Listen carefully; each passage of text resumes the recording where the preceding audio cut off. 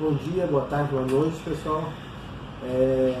Mais uma vez o Vibrar está fazendo um vídeo onde a gente vai tratar sobre a nova reforma da Previdência.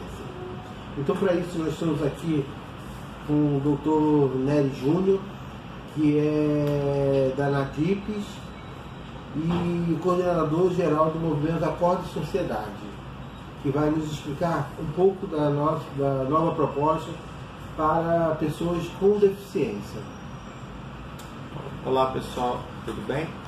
Então, a nova proposta de reforma da Previdência, a nova Previdência, na nossa avaliação nós entendemos que não é uma reforma, mas sim um desmonte da Previdência, que é ruim para todo mundo, inclusive para as pessoas com deficiência, uma vez que essas pessoas elas vão deixar de ter a proteção social, né, do Estado em relação às suas demandas.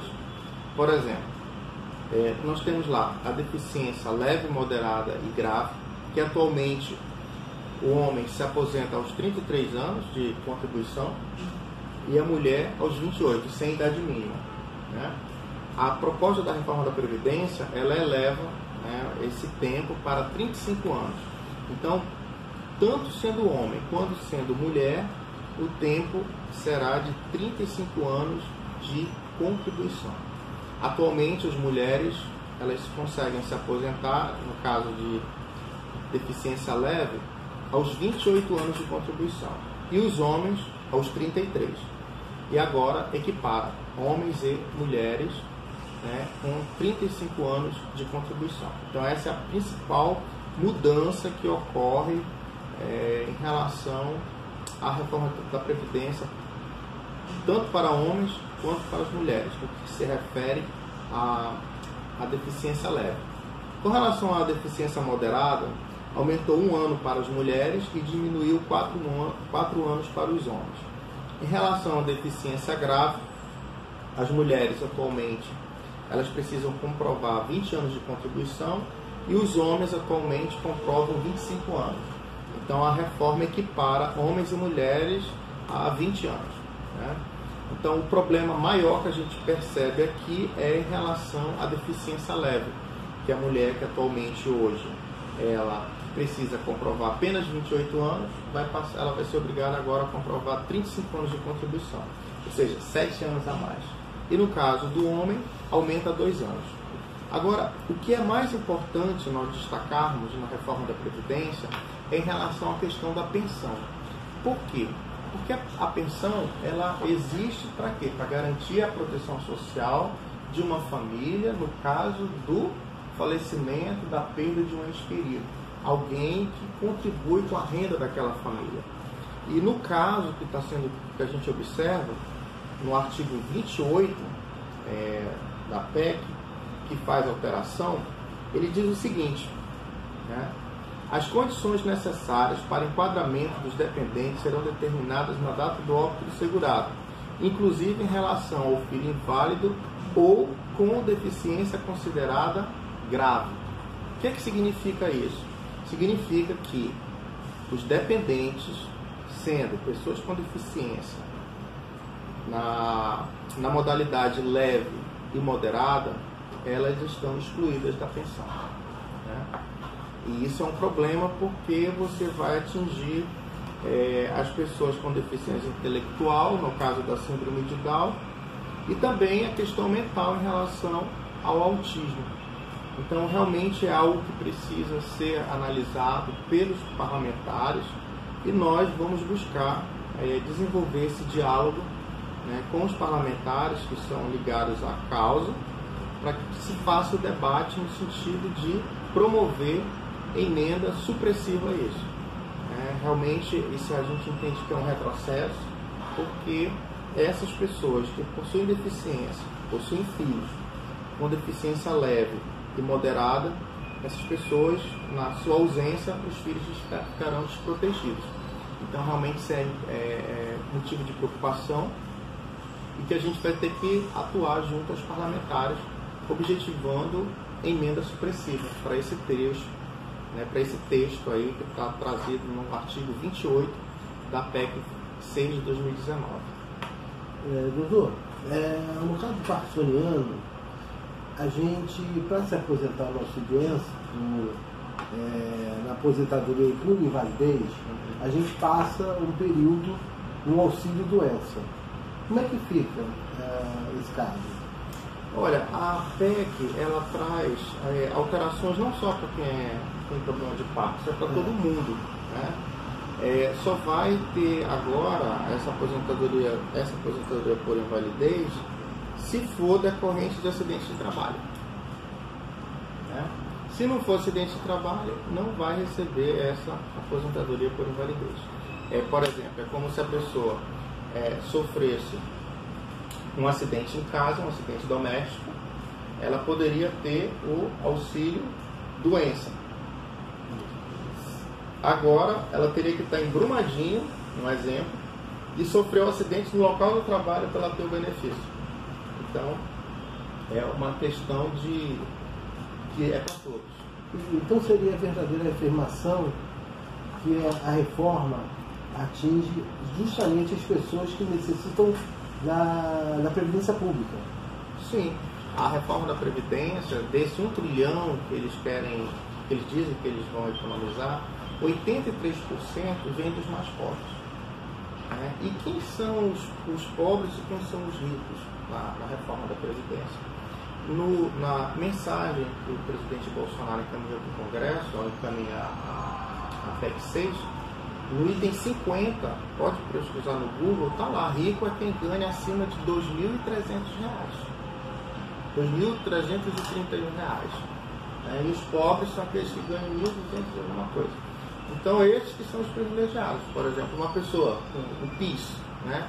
Essa alteração aí da PEC em relação ao PIS só vai valer para quem ganha até um salário mínimo. Né?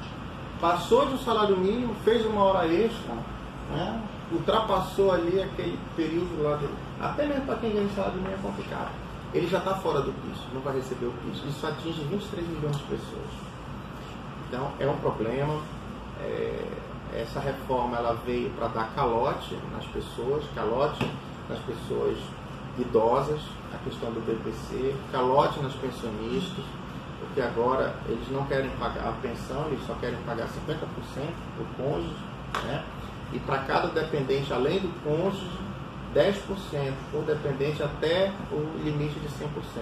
Acaba com a reversibilidade, né? À medida que as crianças vão crescendo e completando a maioridade, se extingue aquela cota. Atualmente não, atualmente existe a reversibilidade, fica para a mãe. Né? E é interessante essa questão da pensão porque uma família, quando os dois trabalham, né, evidentemente que você compõe a renda da família. Aí, para fins de pensão, você não pode acumular pensão com aposentadoria. Imagina que um é aposentado, ele não pode ser aposentado e receber pensão, ele vai ter que optar pelo mais vantajoso. Né? Então é complicado. E para quem é pensionista, apenas pensionista, só vai receber 50%, ou seja, é um calote, né? Eles não querem pagar. Para quem é idoso, o benefício de prestação continuada, eles instituíram aí na proposta uma esmola de R$400, né? Quando o idoso completa 60 anos, ele tem direito a R$400, até 70. Para ele receber o salário mínimo, que hoje, quando ele completa 65 anos, e se ele comprovar aquelas condições de miserabilidade, que é a renda per capita de 1/4 de salário mínimo por membro da família, ele consegue um salário mínimo. Então a proposta vem para dizer que esse salário mínimo ele só vai receber quando ele completar 70 anos. Ou seja, se ele morar lá no Piauí, se ele morar no Maranhão, ele nunca vai receber salário mínimo, porque a expectativa de vida nesses estados abaixo de 70 anos. Então realmente a reforma ela é draconiana e ela vem realmente não para te cortar privilégios, porque privilégio no Brasil é você dever a previdência e não pagar e não acontecer absolutamente nada, né? Daí os grandes devedores, a dívida só cresce, eles não cobram, né? Ainda ficam pedindo renúncias fiscais, refis. Isso é que é ser privilegiado, e a reforma, infelizmente, ela não ataca esses privilégios. Ela vem realmente para jogar nas costas dos trabalhadores a irresponsabilidade pelas decisões políticas equivocadas, sejam elas de política monetária, sejam elas de política fiscal, e isso quem vai pagar essa conta são os trabalhadores. O povo vai ter que ir para a rua. E a prestação de serviço que a gente faz do Vibrar é a partidária. O que a gente não pode concordar é que uma reforma venha prejudicar as pessoas mais necessitadas, aquelas que estão diretamente envolvidas com o trabalhador, o deficiente, a pensionista, porque a classe predominantemente rica, ela tem ainda a previdência privada, ela pode se socorrer em outras áreas. Já o pobre, o deficiente, o ministro, muitas das vezes não tem aonde ir. E a previdência pública é o único instrumento para garantir de proteção, justamente. E é lamentável. A gente não como eles dizem, a gente é partidário, mas isso a gente não pode escalar. Eu acho que a sociedade tem que se mobilizar e, mais uma vez, é um trabalho de toda uma sociedade. Isso é muito importante, a sua fala, porque mostra que nós precisamos lutar para defender o nosso sistema de proteção social. Não se trata, gente, de direita, de esquerda, até porque no Brasil a corrupção é ambidestra. No Brasil a corrupção é ambidestra, se rouba com esquerda, se rouba com direita. E o problema do Brasil não é a previdência, o problema do Brasil é a corrupção. É a corrupção, a impunidade, a desigualdade social. Já é difícil para uma pessoa, né, que tem as suas 100% das suas habilidades, né, conseguir um emprego.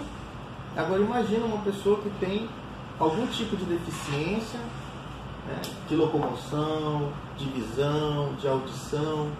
Então é mais difícil para essa pessoa conseguir a inserção no mercado de trabalho.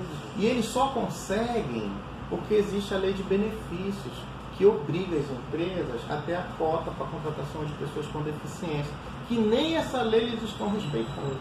É um absurdo. E a gente, eu falo pelo Parque, a gente tem um grupo muito grande e a gente sabe que quando o empregador, e isso no Parque São Precoce, quando o empregador descobre que o funcionário seu está portador da doença, ele é demitido.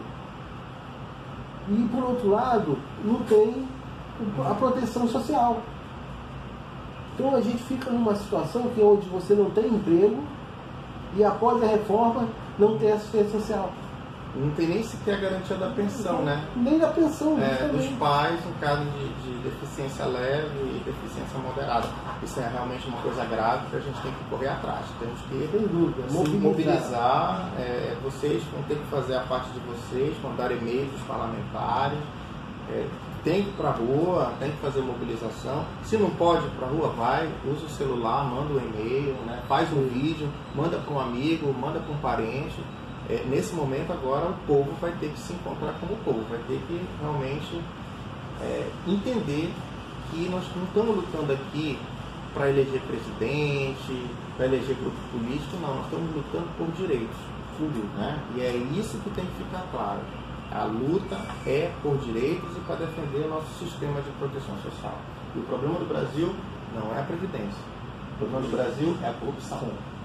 Bem, gente, eu falei aqui com o Dr. Neri Júnior, diretor executivo da ANADIPS e também do movimento Acorda Sociedade. Tá? Muito obrigado. Eu que agradeço. E sucesso aí na associação. Parabéns pelo trabalho de vocês. Ok, obrigado.